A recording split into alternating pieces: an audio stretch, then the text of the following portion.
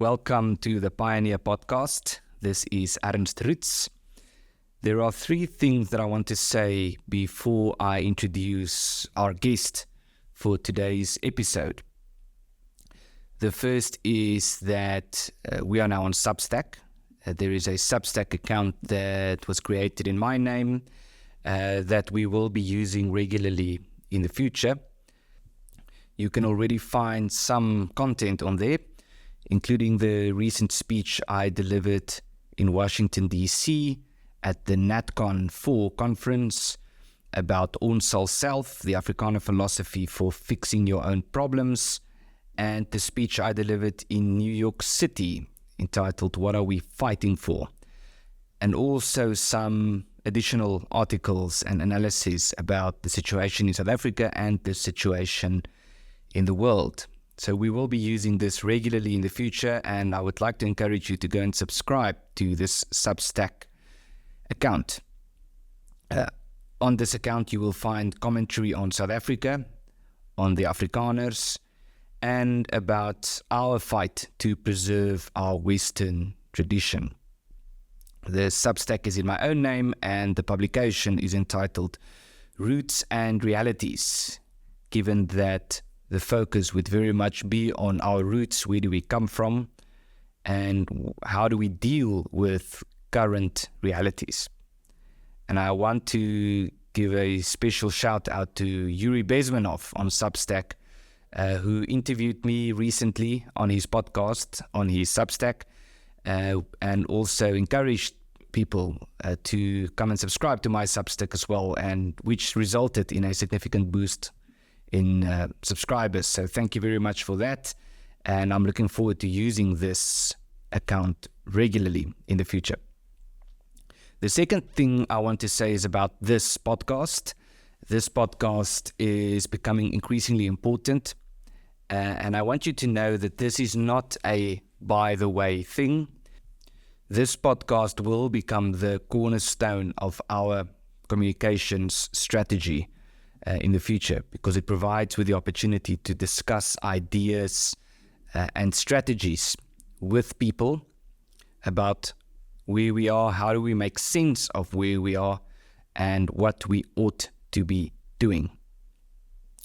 So I would like to encourage you to go and listen to the interview I did with my friend Gavin Wax at the New York Young Republican Club, an incredible conversation about the situation in America and what we can learn from that.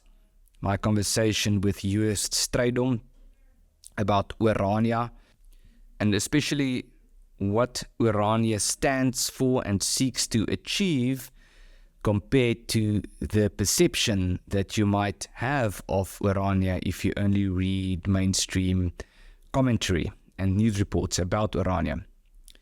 And then also the monologue I had on this podcast in a previous episode entitled Reflections from the Civilizational Battlefront, which is a speech I delivered at the NP van Wyk Center, our think tank at Academia, which was in Afrikaans, and I had it translated into English. And the point of that episode and discussion is to bring three topics together. The first being the situation in South Africa, of which there is much to be said. But more important than that, the situation with the Afrikaners in the 21st century, and the extent to which we are not the same as the Afrikaners of the 20th century, and also the extent to which the Afrikaners of the 20th century are not the same as the Afrikaners of the century before that. And this goes to what Karel Boshoff describes as the third Afrikaner. So when we say that we today are the third Afrikaner, that doesn't mean that the previous Afrikaners have died out and there was some phoenix that rose from the ashes, but that we have gone into another phase in our development, the same way a human being goes through phases, that we have learned certain things from our experience, as a result of which we think differently about certain things in terms of making sense of what is happening in the world, but also what we ought to be doing. And it is in this regard that we believe that the Afrikaners of the 21st century has a lot to offer to the Western world in terms of what we have learned from South Africa. And that is the third point of this episode, is to talk about the crisis of the West and the nature of this civilizational struggle and the role that we believe the Afrikaner community has to play in this regard. So I would encourage you to go and listen to that episode also when you have time. The other thing I want to say about this podcast is that we have received quite a lot of feedback from people asking for video recordings of our conversations. And I have mentioned this before, that this is in the pipeline. And for now, I can say that I'm pretty sure that the next episode will also be in video form. I'm not going to tell you who some of our future guests will be, other than to say that we will be speaking to some of the most influential people in South Africa, and we will be having some of the most interesting and most important conversations that we ought to be having. Now, I cannot say for certain that every episode in the future would be in video format. We do have a studio and we do have a team who will help with that. But the point of this podcast is to be mobile and to be able to record episodes not just in studio. But this, again, is where I would like to encourage you to contribute to the work of the Afrikaner Foundation, because if we have the necessary resources, we will certainly use it to ensure that we are also able to record video form podcasts when we go to the US, for example, or to Hungary or to some other country to interview some of our international friends, and also have video recorded versions of that available. And the third thing I want to say before we dive into today's conversation is in some ways an introduction to our conversation. And it's just a few quick remarks about the battle of ideas. Now, I have said before that the battle of ideas is overrated. And I have to put a very strong caveat on this, because this is by no means to say or to suggest that the battle of ideas is unimportant, or that it ought to be less important, that we ought to spend less time and energy on the battle of ideas. The fact is that if we lose the battle of ideas, we lose. Because there's no point in trying to steer a ship if you don't understand the waters that you are in, the currents that you are in, and the direction that you are heading in. But the battle of ideas is only one half, or the first step, in terms of what we ought to be doing. And this is the danger of modern rationalism. Modern rationalism seeks to reduce everything to theoretical arguments, as a result of which we tend to forget about experience and political action. And when I say political action, I mean this in the broad sense of the word, or the classical sense of the word. In other words, I don't simply mean campaigning and encouraging people to vote for particular parties or candidates, but a recognition of the fact that we are political animals by nature, and that we pursue what is good through political action. And with political action, I mean being actively involved with the community, not just cultivating our private garden as Voltaire recommended, but rolling up our sleeves and being actively involved, contributing to solutions in accordance with our God-given talents, personalities, and the unique strengths that sprout from it. And this is a very Platonic idea. If you've read Plato's Republic, you would have seen him arguing about the unique contribution that each person or each citizen has to make in the community in terms of employing your own unique talents and skill set. It's also a very biblical idea. The Bible, and especially the New Testament and the letters of Paul the Apostle, teaches that we are not as disconnected as modern ideologies would like us to believe, that we are in fact a body with different parts, that we have each been blessed with unique talents, and that we ought to be using our unique talents in our own unique ways to contribute to the common good. And this leads me to today's discussion. And I want to start with a very flattering introduction of my guest, David Azerrad. I will start with the formal introduction, and then I will provide a more informal, more personal introduction. David Azerrad is an assistant professor and research fellow at Hillsdale College's Van Adel Graduate School of Government in Washington, D.C. His research and writing focuses on classical liberalism, conservative political thought, and identity politics. Prior to joining Hillsdale, Azerrad was the director of the B. Kenneth Simon Center for Principles and Politics at the Heritage Foundation. He has taught previously at American University and the University of Dallas. A native of Montreal, Azerrad received his BA from Concordia University, his MA from Carleton University, and his PhD in politics from the University of Dallas. Now, on a more informal note, I want to make a few remarks about my guest. I saw David for the first time at CPAC in Washington, D.C. in 2020, where he participated at a panel discussion speaking about what it means to be conservative.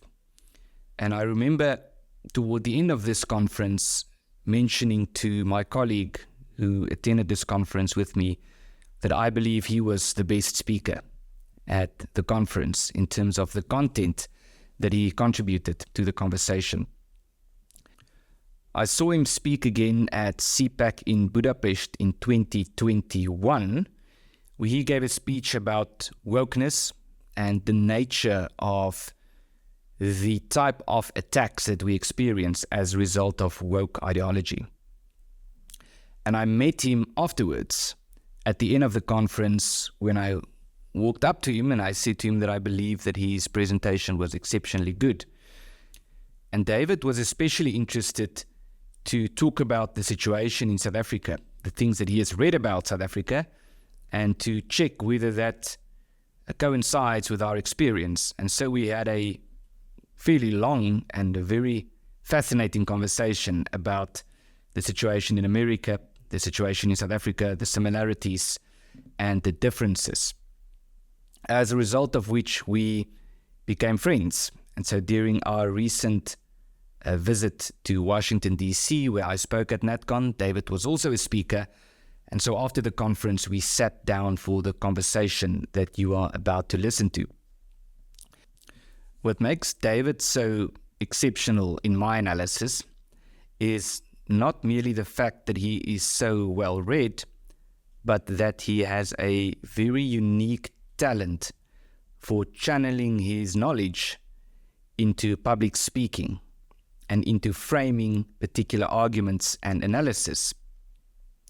He combines an appreciation for classical ideas with a somewhat populist approach.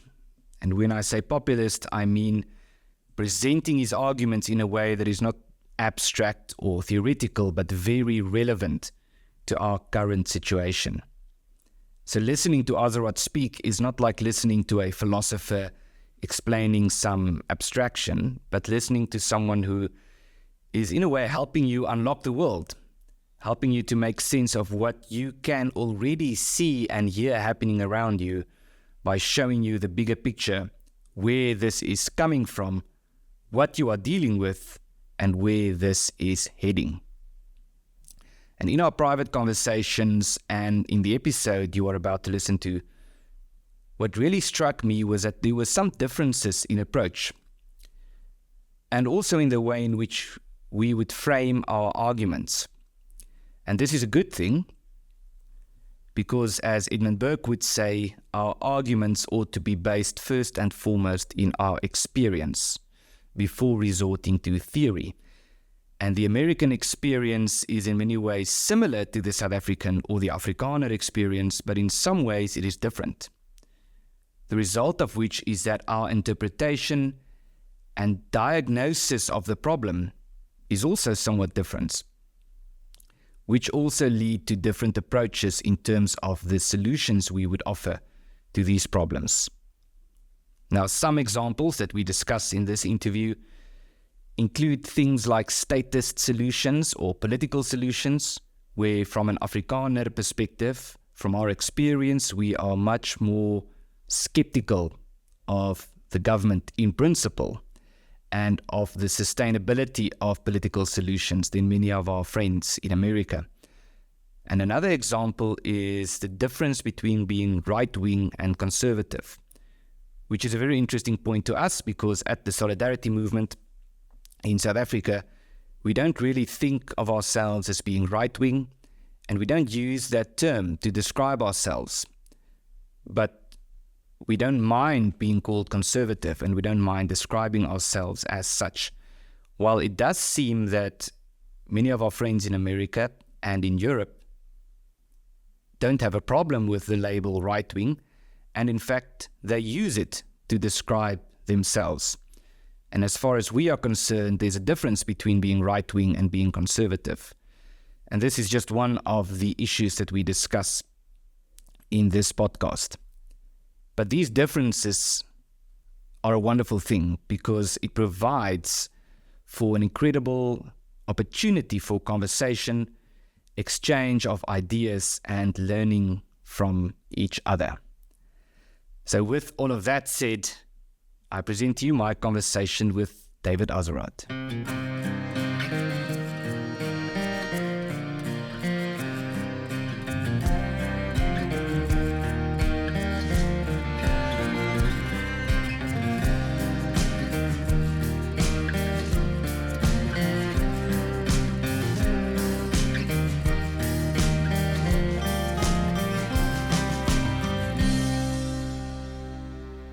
David Azerrad, thank you very much. Thank you for coming onto the podcast and for sharing some thoughts with us.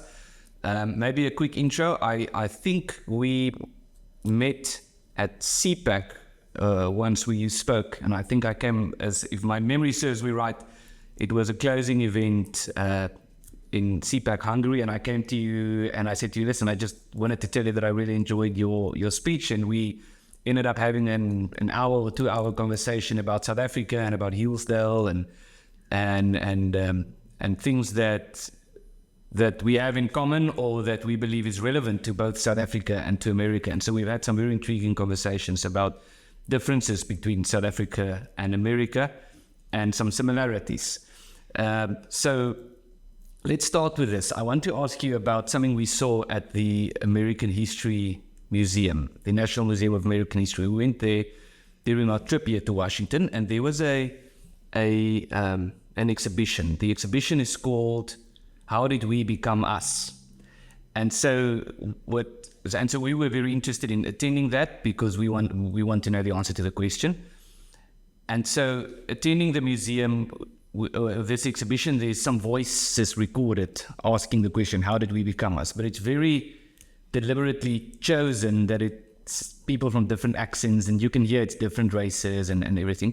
And then there's a big gallery of people that represent the American people. And we thought it was a bit funny because it was also deliberately chosen to include everyone. So it looked like a demographic census of the world.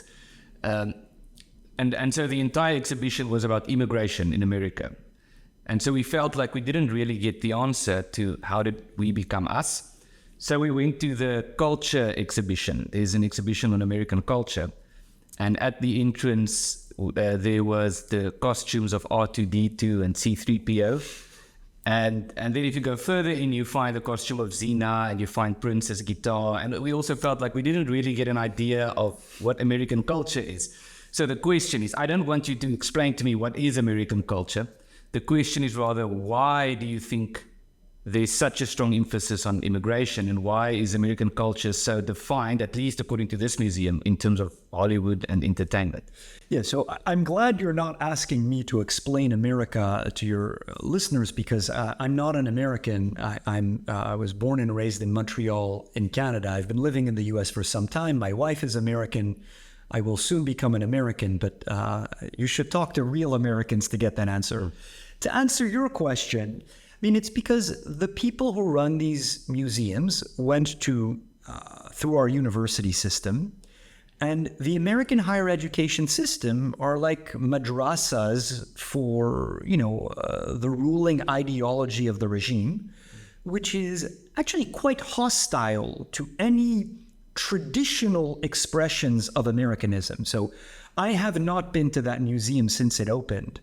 I did not like it when I visited it, but I would be willing to bet that they considerably downplay the influence of Protestant Christianity in shaping America, and considerably overplay the influence of homosexuality in shaping America. That's great. they're beholden to a narrative, and they push it aggressively. It's the same narrative that you get in the education system at the lower levels, that you get in Hollywood, that you get in the bureaucracy. I mean, it's the ruling ideology of the regime. And one of the tenets of that creed is that we are a nation of immigrants. JFK is the one who popularized the line. I don't think he coined it, but I think he injected it into the American ideological bloodstream. And it has since become sacrosanct. And the function it plays in the regime is to preemptively call un-American anyone who has any questions about the size, scope, and origin of the waves of immigrations that we've been having in America since 1965, when the country reopened its immigration and redirected it to the non-West. And so it's basically a way to tell you America is its immigrants.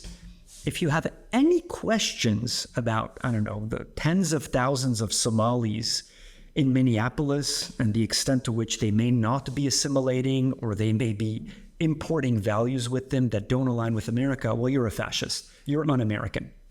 Now, obviously, America is different than other Western countries insofar as it has had huge waves of immigration. And it was founded by, I wouldn't call them immigrants, but by colonists. The people who came in. To me, an immigrant is someone who comes to a country that is already built. The Puritans, the generations of leading up to the founding, they were not immigrants. They were settlers. They were, colonizer is probably a four-letter word at this point, but they came to a largely empty country and settled it. Then came immigrants. The Irish, the Germans, the Eastern Europeans, the Ashkenazi Jews, the Italians. They were, for the most part, assimilated into the country. They also changed it in some ways. But I think for the first 300 or so years of our history in America, had you asked someone like, are we a nation of immigrants? They would have looked at you in a perplexed way. And they would say, no, we're, descendants of the Puritans, of the founders. We've accepted some immigrants and assimilated them, but we're not open to anyone. I guess another way to put it is to say we're a nation of immigrants is to reduce America to an idea, to a proposition, and to basically say, if you believe the idea, then you're already an American. You just maybe happen to have been born in the wrong country.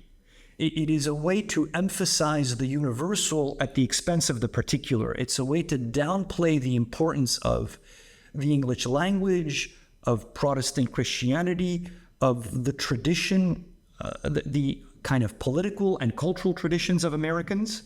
And maybe this explains afterwards, the other part of the museum that perplexed you is you kind of reduce American culture to, the vulgarity of Hollywood. I mean, who doesn't watch Hollywood movies? They watch them in Bangladesh. I'm sure you watch them in South Africa. So everyone likes Hollywood. Everyone's a potential American. Our culture is not, for example, knowing how to govern ourselves, which is one of the hardest things to do for a people, knowing how to be free in a responsible way. That was part of American culture for a long time. It's a very rare and fragile thing. No, it's, R2D2 or, Beverly Hills 90210 or whatever garbage that, I and you watched growing up. So I would say that they're, like the other elite institutions, are intentionally distorting what America is. And I guess in their defense, they may not even realize what they're doing, because their ideological blinders are fastened so tight, and they're so ignorant of the past. I mean, the extent to which you can graduate from elite American universities and know nothing, I think would be bewildering to your countrymen. I don't know the state of higher education in South Africa, but you would be astounded. The little anecdote I like to tell people is you can now graduate from Princeton University, one of the oldest, most prestigious, most selective universities in America, with a major in classics and not know Latin or Greek. I'd be surprised if you could do that from a South African university or from a Belgian one, and this is almost a uniquely American pathology. The collapse of standards in vast segments of the elite institutions that are producing the elite, so that they come out of there guaranteed, in all likelihood, they don't know a foreign language. They know very little about the past. They just have imbibed some shallow prejudices like diversity is our strength, climate change is going to destroy the planet, and we're a nation of immigrants. So let me tell you something about our experience coming to Washington as Afrikaners coming from South Africa. So we hear a lot of things about Washington, and we hear a lot of bad things. It's a swamp and all of this. And I have to be honest, coming to Washington, at least from South Africa, your first impression is this is an incredible city. It's beautiful. It's amazing architecture. It's clean, at least compared to what we are used to. And you get the impression that here is something worth preserving. And it's something that one should be willing to fight for. And the other thing, one of the first things that really struck us were the churches, in the sense that firstly, incredible architecture, beautiful buildings, but overly political to such an extent that we don't have that in South Africa. But you have churches here, almost all the churches, at least the ones that we saw, have slogans, political slogans on the outside, like Free Palestine. And then they would have flags, rainbow flags and things like that. And it's almost so over the top that it's really strange to us to see.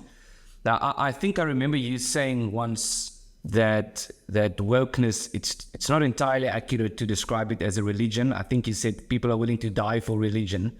And woke people, if to use that term, aren't necessarily willing to die for the ideas. But why is this happening with the churches in DC? I'm assuming it's not a general thing in America, is it? But it is strange to us that you see more political slogans and rainbow flags than actually Bible texts and verses up in the churches. But it would be different if you came to the suburbs in the state of Maryland where I lived. You would still see some of them have the gay flag and political propaganda, but most would not. And, one thing your listeners should understand is that, America is really a deeply divided country. I know it's a cliche and you can say that of most countries, but the chasm between, let's simplify. Let's just say the college-educated residents of big metropolitan centers and the rest of the country. And also within the cities, maybe the people who didn't go to college, is pretty enormous. So I suspect what's happening in these churches is they're dying. Because I cannot imagine them to be full on a Sunday. No. And their way to try to attract congregants in the heart of these big cities is to appeal to their prejudices, to say, we care about Palestine, we care about gay pride. To what extent they're succeeding, I don't know. I would think not, because you can get gay pride in Palestine everywhere in DC. Like, why do you need to schlep to church on a Sunday morning to get it there too? The people I know who attend church and synagogue regularly do so, if anything, because it seems to be an antidote to the general culture. That you're kind of given a respite from the constant propaganda, and you get to focus on something higher, namely the transcendent, namely God. So it's not all churches, but it is emblematic of churches in big cities, but look, you see the same thing in private businesses.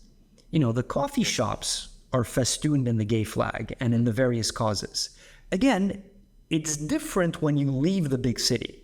I don't know, you know, maybe one time you guys should do a road trip when you're in the US, and you'll see the different character. But, you know, it is everywhere. I was recently in Des Moines, the capital of the state of Iowa. I mean, really the middle of nowhere. And it has a beautiful Capitol building, all these war memorials. It's kind of the old America is still there, patriotic country that remembers its past. And then you walk just over to the little kind of cool neighborhood with the coffee shops, and it's gay flags everywhere. And kind of, you know, Palestinian keffiyehs. And you kind of see the two Americas coexisting side by side. So you'll find it everywhere, but it is not all churches. I couldn't give you numbers, but I am pretty confident that the churches and synagogues that have the largest regularly attending congregations are the ones that are countercultural in the best sense of the term, i.e. that are not just doing political propaganda and that are actually focusing on the transcendent. Yes. So I think this is, we can talk about churches for long, but I think this is one of the mistakes that a lot of churches have made, and we see this in South Africa as well, is churches have discovered that they have some form of a crisis, and now they need to adapt to that. And so the wrong way to adapt to that is to try to be more relevant in terms of implementing new political ideas. The right way is to do the opposite, to go back to the transcendent, back to transition, and to tradition at least, and to give people a sense of meaning that they don't get. But so the reason I mention this is I want to talk with you and get your views on the nature of the ideological divide. In many ways, in South Africa, we have a lot of things that are much worse than America, but there are some things in America that seem to be a bit worse than we have it. And one of them is the type of ideas that you get from the left. We have it in terms of race, we have it quite bad, but the transgender stuff and things like that is not, it seems that a lot of these things are coming from America. So one way to describe it is to say that if there are two sides of the divide, the one side is trying to preserve something and the other side is trying to destroy it. Or it's a struggle between preservation and disillusion. Or how would you describe the nature of this divide that you mentioned? We're going to necessarily have to somewhat simplify, because this is a nation of, I don't even know anymore, I would think at least 350 million people, if not more, the size of a continent. And there are a lot of divisions. So we need to, and I don't fully understand America, but I think that broadly speaking, there is a ruling class in America, a kind of an elite that, like I said, the things that unify them are they almost all of them went to college and generally to better schools, i.e. more selective ones. They almost all live in big cities. And they have a certain contempt for the rest of America and for America. I would probably say it might be the ruling passion in their souls, is when they travel to Europe, they're ashamed to say they're Americans because they feel they need to be accountable for the Christians, the gun owners, the people who go to NASCAR, the people who voted for Donald Trump.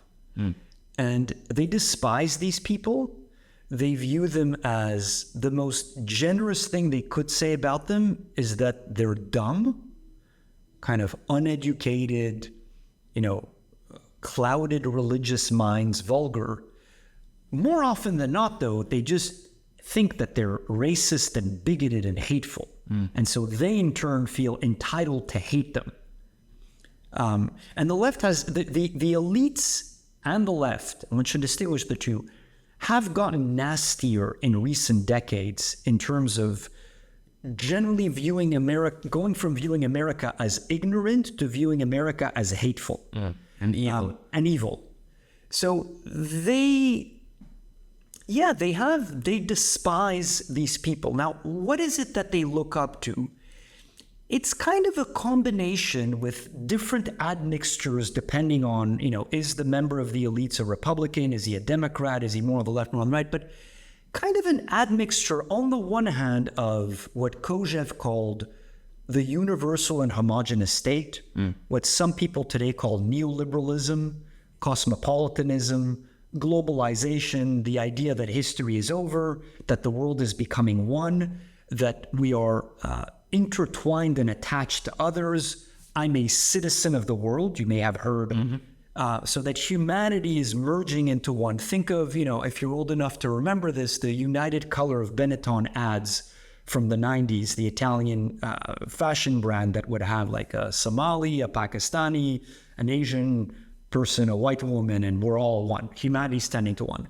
That coexists with the social justice wokeness, which is not about humanity as one. That is much more, humanity has the oppressors who are bad, whites, males, straights, Christians, Americans, and then the good groups who are the oppressed, people of color, black people, women, so-called LGBTQ, Muslims, the disabled, Asians, like the endless list of the roster of the aggrieved, and they hold a certain admixture of the two. Now, you could say there's a contradiction between the two of them, undeniably so, but they also have learned to work together, and you really see it in the phenomenon of woke capitalism. So you look at the Fortune 500 companies in America. They're not here to make the world a better place. They're here to make money, i.e., to trade, to get wealthy, to open up offices in Hong Kong. They run on the software, if you want, of neoliberalism. But they market themselves as Gay Pride, Black History Month, DEI, because it's a way to morally launder their corporate nature. It's a way to repackage themselves as nonprofits almost in the public square. So you can continue to make obscene amounts of money, but you no longer incur the wrath of the left because the left is no longer anti-capital. I mean, some are. That's like the Bernie Sanders movement. But you no longer incur their wrath because you fly the gay flag and they give you a pass. And it also is advantageous for people on the left because you get to have all the comforts of neoliberal globalized capitalism, not have to deal with claiming to be a Marxist and having to deal with the obvious economic failures of that way of looking at the world. But then you also get to think that you're a better person than everyone else because, I don't know, $1 of your latte went to climate change or to build, villages in Somalia or whatever it is that they're doing. So the kind of the social justice wokeness can be superficially harmonized with the neoliberal globalization. And then the rest of America, I don't think is really unified by a coherent ideology. I mean, some are Christians, some are not, meaning they just don't go to church. A large part of Trump's base are not church-going Christians, many are. Some are pro-life, others are not. What I think they all really have is they are patriotic. They like America. They realize that America, is not perfect. But they're not ashamed to be Americans. I almost want to sum it up as which flag do you fly?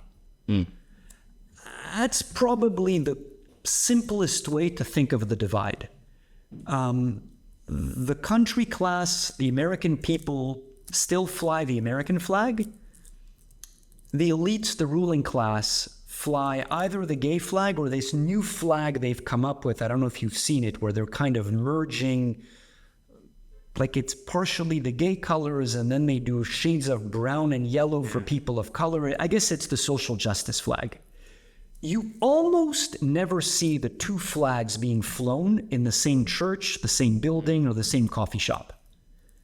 It usually is one or the other.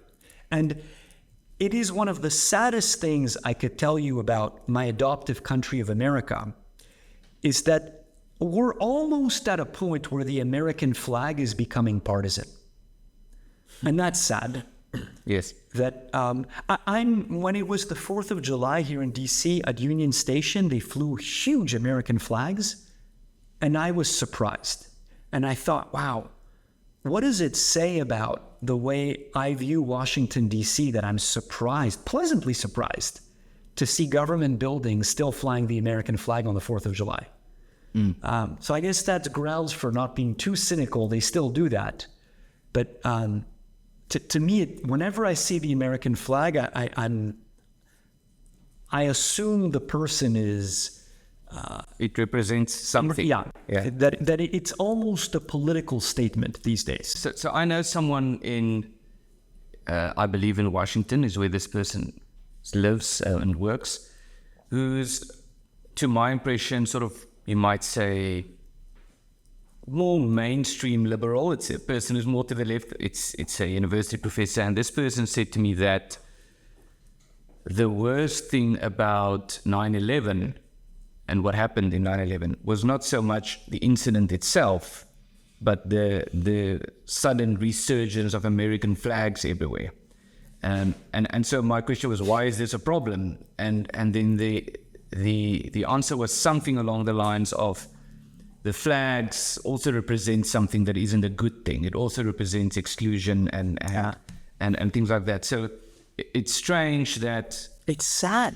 Yeah, that it's sad. People lecturing and people in the media and so forth have decided that the American flag is a bad symbol. It's a symbol that we need to get rid of. And then they have the temerity to give lectures to the rest of the country on how, calls to unity. So there's only, one part of the country that is all calling the other fascists, Nazis, racists, demonizing them regularly, saying, viewing the flag with distaste. So the one side is calling the other side wrong, but the other side is calling the other side evil. Well, look, okay, let's not also romanticize the right. I mean, there's a lot of, vitriolic rhetoric also on the right. I just find that, I guess the two differences I would say is that the left's rhetoric is largely authoritative because it reigns in the university, in the mainstream medias, in the corporations through the HR departments, and then it's enforced legally in large part through the civil rights regime.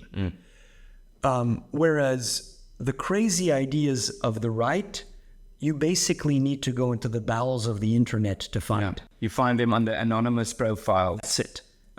Crazy left, you would find... At Harvard. Yeah, teaching editors of newspapers. Yeah. So, and if this is startling to any of your listeners, I would say, isn't it an utterly insane idea that teenage girls get double mastectomies and are put on hormone blockers and are transitioned into boys against their parents' will sometimes? Like thousands of such surgeries happen in America each year.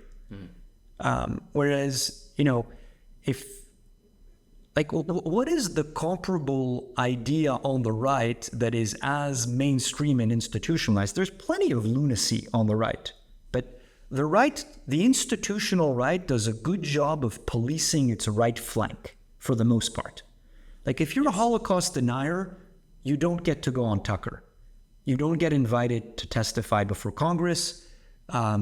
You're not publishing a national review. You don't speak at big conferences. You don't speak at big conferences. Whereas, if you think that slaves built America and that America was built in 1619, like Nicole Hannah-Jones claims, or just now they put out a documentary claiming that Abraham Lincoln was a homosexual, you win Pulitzer Prizes, you write for the New York Times, you lecture at Harvard.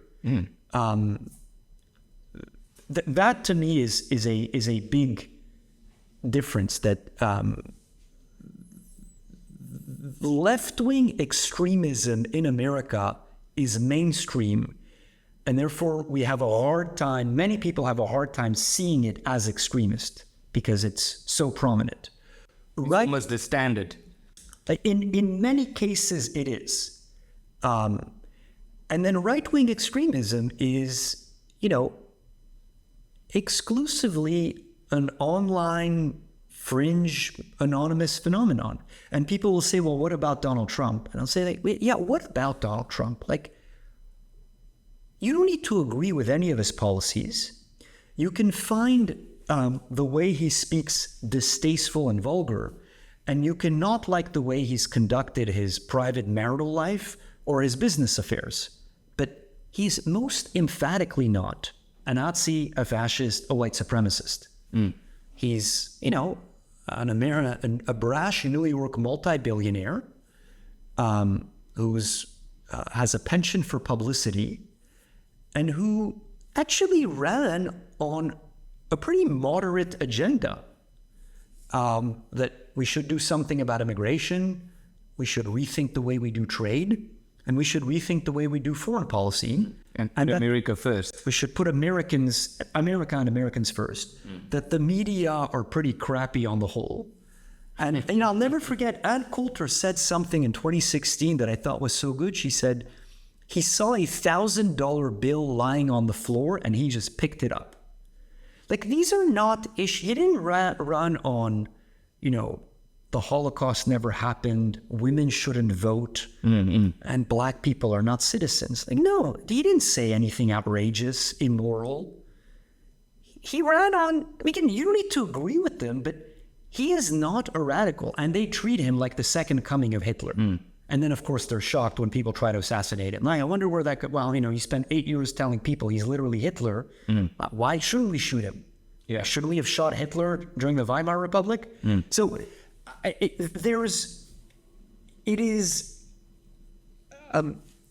you need to break out of the American elite and media ecosystem to see what I'm saying. And I perfectly realize that, if someone who's listening to me now only listens to NPR, National Public Radio, and only reads the New York Times, The Atlantic, they would think I'm completely crazy and say, what are you talking about? Look at all the right-wing extremism. But their bubbles are pretty thick.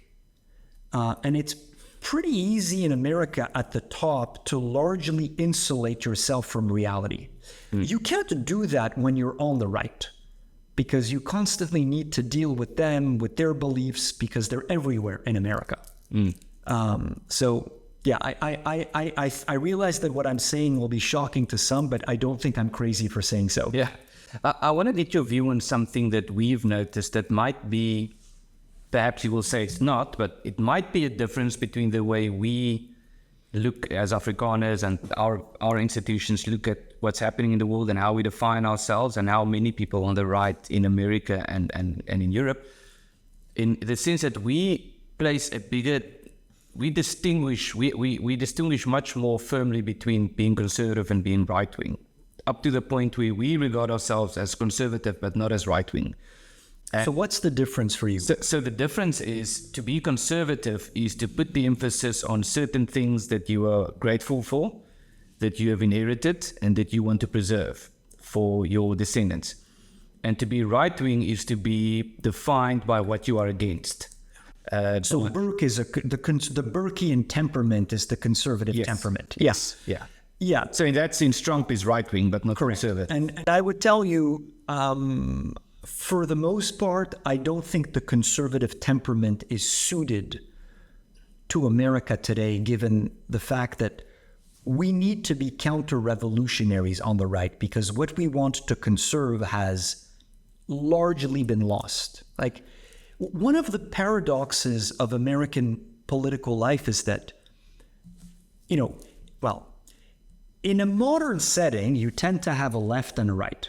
Since the French Revolution, this has been the norm in liberal democracies. And the norm has been that the left is the party that feels alienated from the country and wants to change it in the direction of more equality, more social justice.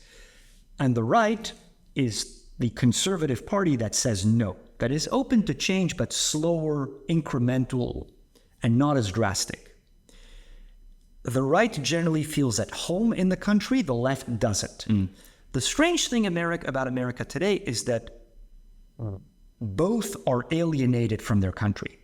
So the left feels alienated from a country that is racist, sexist, homophobic, full of Christians who, as Obama put it, cling to their guns and their religion. But then more and more people on the right don't feel at home in America because they don't see the American flag, they see the gay flag. Because when they turn on the television, all the things that they hold dear are desecrated because they don't recognize their country when they go to museums, because statues are being torn down, because they see riots, mobs, either on behalf of BLM, on behalf of the Palestinians, that operate with near impunity. And it is a very dangerous situation to be in when both sides feel alienated and both sides have revolutionary passions. But so I would tell you that as someone on the right in America, I would then say, I agree with your distinction. I would say I'm right-wing, but I would tell you I'm right-wing in order to recreate the conditions where we may once again have conservatives.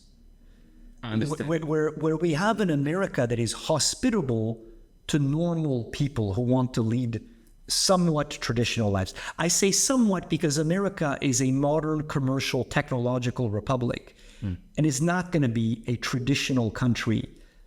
Yes. And it is always, Americans love change. Everything moves here. So we're not going to be, it's not the right soil for Burke. But there should be some elements of conservatism, I think, that can take hold here. But in order to get there, I think we need to be right-wing in the sense you say, i.e. counter-revolutionary. Very interesting. Because our approach, at least where we are and within our circumstances, we would say we shouldn't be right-wing, we should be conservative. But you're in a different position from what I understand, that you still are, there's enough continuity between the Afrikaners of today and the Boers of 100 years ago that you don't feel alienated from your communities and your way of life. And we have more certainty of what are these things that we have inherited that we need to preserve. I think that plays a role as well. It's more tangible to us. I think that's at least how it seems. Correct. And so when we go to conferences abroad, to us at least, it's strange to hear conservatives or people on the right, if you ask them, who are you or what do you stand for? And they reply with something like, we are not woke or we are against the left. Yeah. That's still not an answer, that you only define yourself by what you are against and not by what you are actually for. But it seems that in some places it's become difficult to describe what you are actually in favor of, but it's easier to define what you are against. Correct.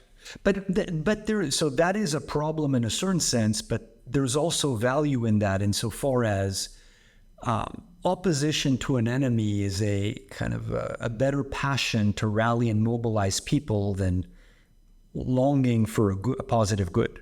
And the right is going to need at some point to figure out more clearly, what it means to be an American in the 21st century in light of everything that has happened. Like, some things are gone forever, others are not.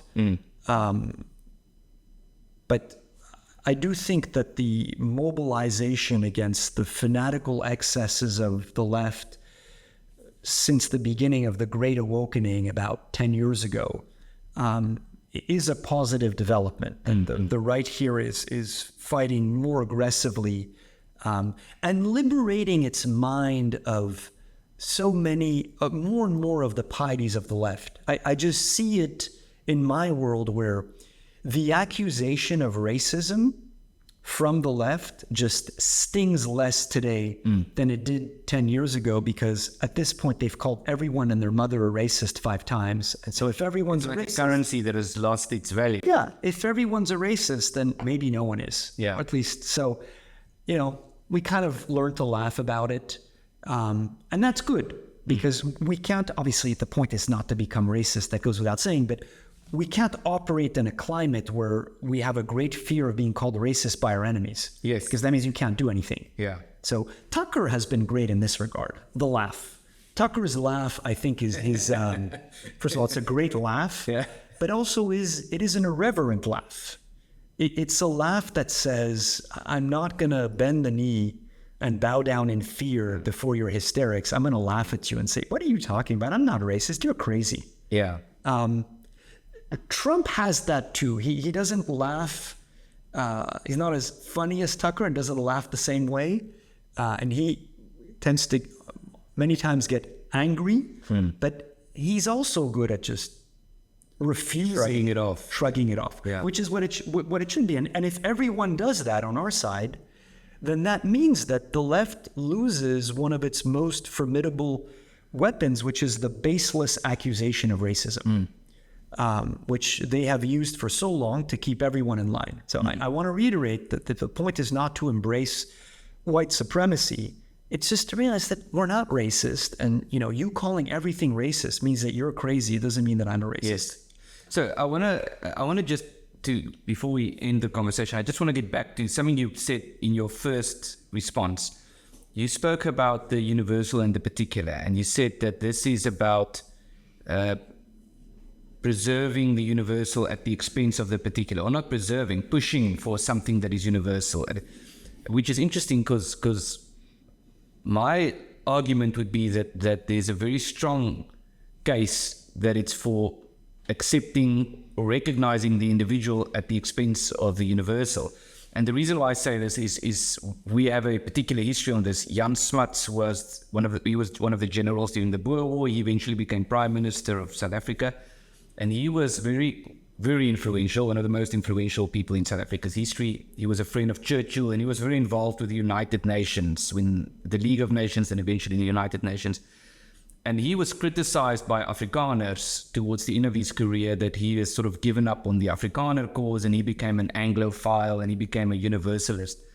But he wrote a book that isn't very well known called Holism and Evolution. And Albert Einstein famously read the book, and he thought it was an incredible book. He thought it's going to be the defining question of the next age. And it's the question. What is holism? So holism is about recognizing the importance of the universal, and saying that the universal, if done properly, will be stronger and bigger than the sum of the parts. And so in essence, his argument for holism was to say, from an Afrikaner perspective, that it's better for the Afrikaner people to be part of the British Empire. And it's better for the world to have a United Nations. And so he was a globalist. He was the big South African globalist. And so our view on that is more or less that he was right to say that the future or the next century is going to be characterized by this debate about the universal and the particular, and finding a balance between the two, because that's what he wanted to do. But his line was very much that the universal is going to sort of suck in the particular, but it's not necessarily a bad thing.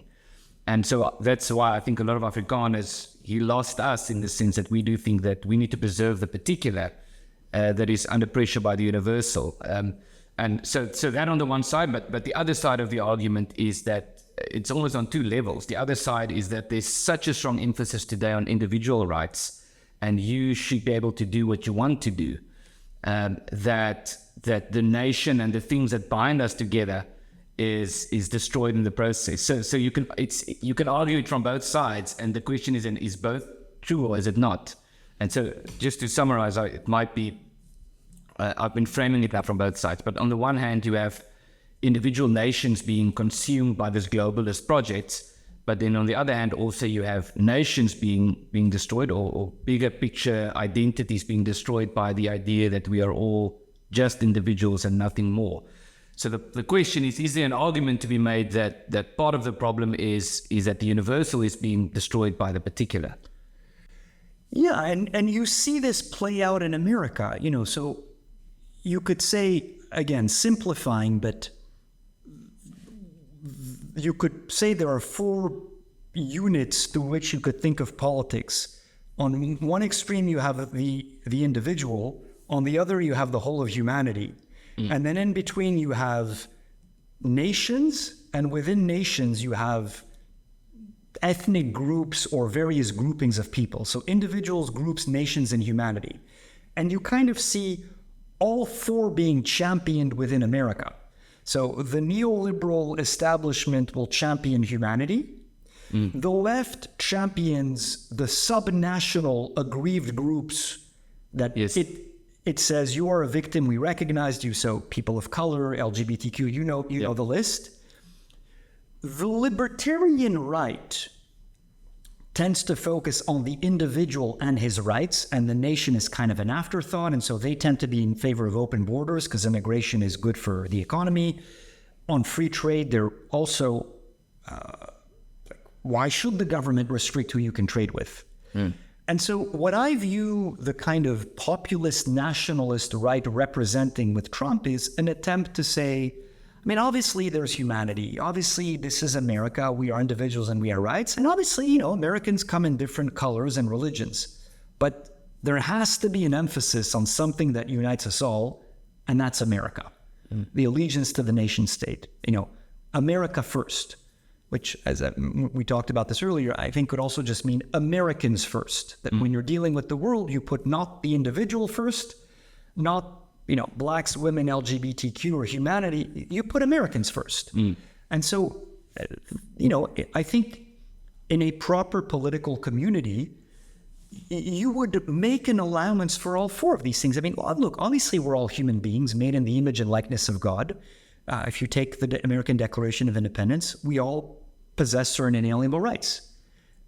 So there is one humanity. We also are individuals with different names, different personalities, and the American different talents. And the American, liberal philosophy says we all have certain rights. And then obviously, there are Afrikaners, there are Jews, there are Black Americans, there are different tribes in Nigeria.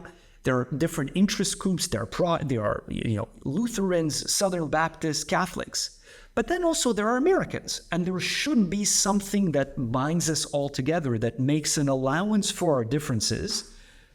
Jews should be allowed to go to synagogue and Catholics to church, that recognizes that in America, individuals have rights and that you are given, pretty wide latitude to pursue happiness as you see fit.